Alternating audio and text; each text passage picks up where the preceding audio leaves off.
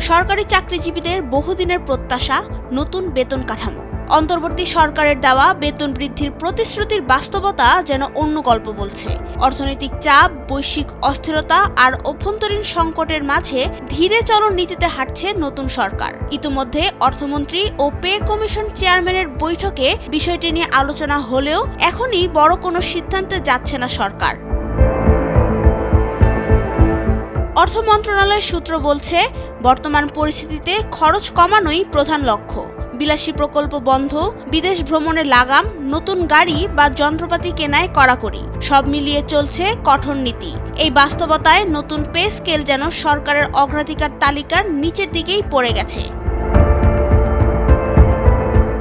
এদিকে নতুন pay scale বাস্তবায়নের জন্য বরাদ্দ থাকা প্রায় 40,000 কোটি টাকা বিদ্যুৎ, জ্বালানি সহ ফ্যামিলি কার্ডের ভর্তুকি খাতে স্থানান্তর করা হয়েছে।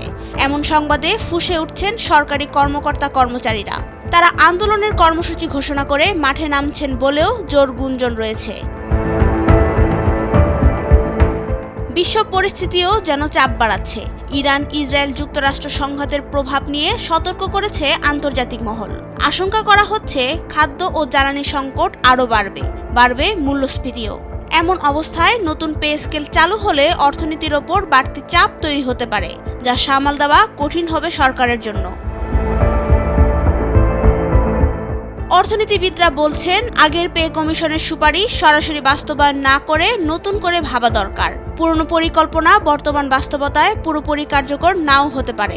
ফলে বিষয়টি এখন শুধু অর্থনৈতিক নয়, নীতিগত সিদ্ধান্তেরও প্রশ্ন হয়ে দাঁড়িয়েছে। সংখ্যার দিক থেকেও চিত্রটা উদ্বেগজনক। সরকারের ব্যাংক ঋণ বেড়েই চলেছে, রাজস্ব ঘাটতি ছুঁয়েছে রেকর্ড উচ্চতা। এই চাপের মধ্যে নতুন পে স্কেলের জন্য অতিরিক্ত অর্থ জোগাড় করাও বড় চ্যালেঞ্জ।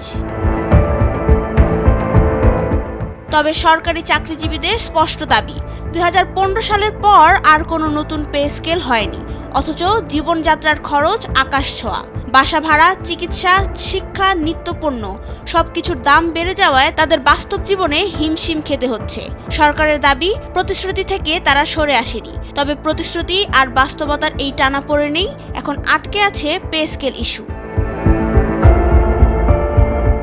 নাবিলা রহিম, সময়ের আলো।